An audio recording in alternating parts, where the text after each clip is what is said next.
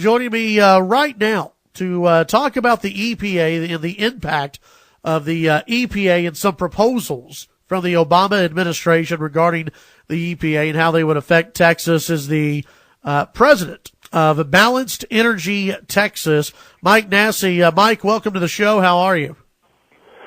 Great to be on the show. Well, appreciate you coming on today. Tell us a little bit about first Balanced Energy Texas and your organization.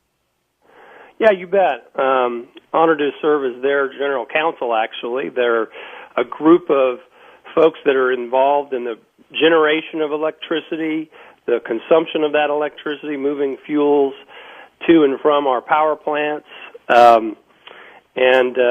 primarily interested in making sure that the market drives energy choices, that citizens get to choose what kind of energy they want based on their affordability and reliability, as opposed to having centralized government make choices for them, which is really what EPA is engaged in right now. Well, and they keep on focusing on Texas, and there have been a few proposals out there that would impact the state of Texas and really harm the state, correct?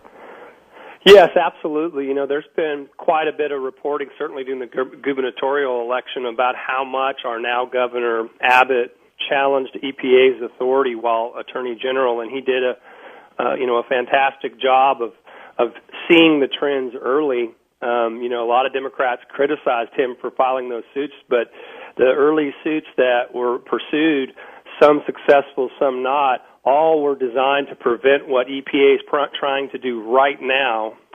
He's basically been proven right in all those fights, because the fear was that if they were allowed to exercise the authority they were asserting, they would come down the road and propose regulations like we had never seen before, and that's in fact what they've done.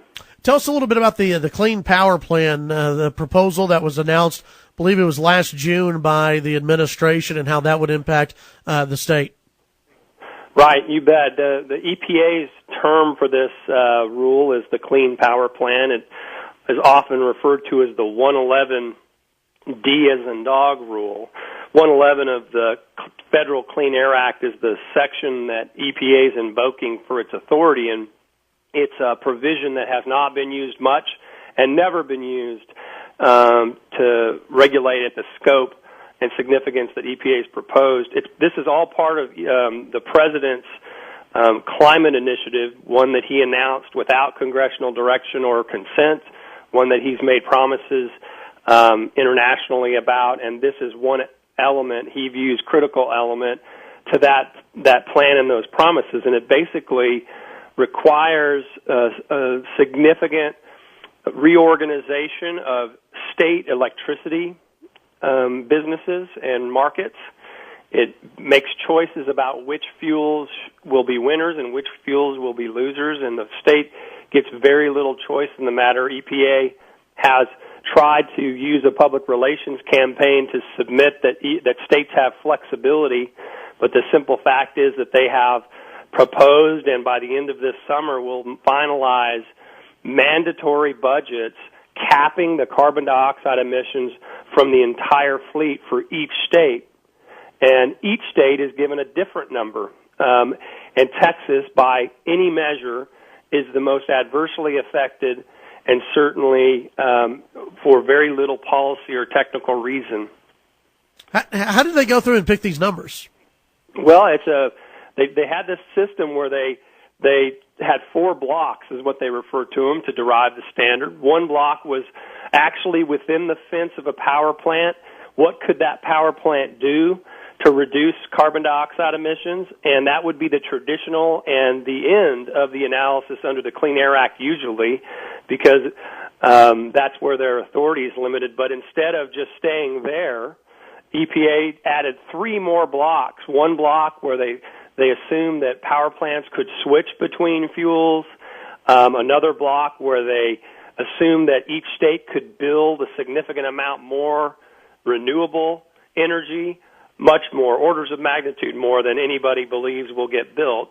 And then a third block, or fourth block, which is really going to be troubling to the individual citizen, and that is that every Texan, every United States citizen, is going to reduce their consumption of electricity by 10% during the time of this rule. Somehow the states are going to exert authority on individuals and businesses to reduce their consumption, and that's going to pass through to reductions of carbon dioxide. And again, we're talking about an unelected, appointed environmental protection agency that is going to now make policy that has direct applicability in your living room and expect the states to be enforcing it. And that's the rub, right? They don't actually have the authority to do those things outside the fence.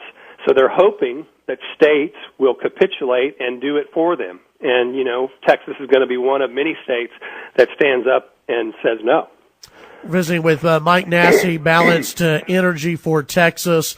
Mike, how can people fight back? How can the state really fight back against this? Well, first off, just the state, we should all have confidence that the leadership that General Abbott showed as Attorney General is going to carry forward to the governor's office. I don't presuppose what his choices will be, but his track record is very solid. He believes in the rule of law, that in order to make policy that's this dramatic, Congress needs to have authorized it. So I believe the state of Texas, the legislative leadership, and the governor will stand strong against this rule. I believe our congressional representatives will be a part of Republican majorities in both houses to try to put the president in a position of having to veto, if he so chooses, legislation that will curtail these rules.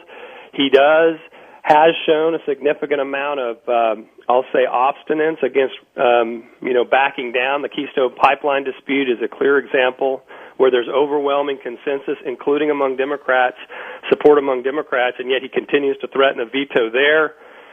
Unfortunately, we predict that he will threaten a veto if Congress tries to help. I guess the most important thing that every citizen in the state needs to understand is two things. One, let your elected officials know that EPA is making choices that you're not comfortable with. If our elected representatives in the Texas legislature and the U.S. Congress were to make these choices, then democracy will have played a role, and we'll all have to endure the costs. But when these things are being done by EPA without elected representatives being involved, the impacts are just unacceptable. And citizens need to understand the predictions by the experts range between 50 to 75% increases in your electricity bills as a result of these rules. Wow.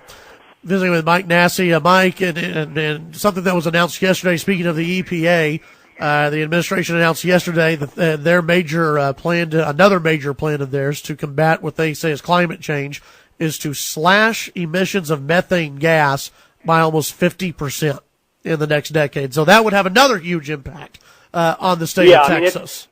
Very important point. The timingness of your show is great because yesterday the president dropped the next shoe, and that is that this is all part of the same initiative. He said he would first go after power plant emissions, and then he said he would go after refineries and oil and gas sites. He's chosen to move after oil and gas sites a little bit ahead of refineries. But the same authorities that I've referred to earlier, that EPA is just kind of jumping over and not abiding by the congressional limits, he's doing the same thing with regard to oil and gas sites. And I think this new announcement is really only the beginning of what I expect to be a comprehensive and illegal pursuit of emissions at oil and gas sites. Mike Nasi, appreciate your time. We got to wrap it up. We're about to have to hit a break. I appreciate your time, and we'll get you back on the show here in the near future, all right? Absolutely. Appreciate the time today. You have a good week. You too. That's Mike Nasi. BalancedEnergyForTexas.org is the website. We'll take the break. We'll be right back.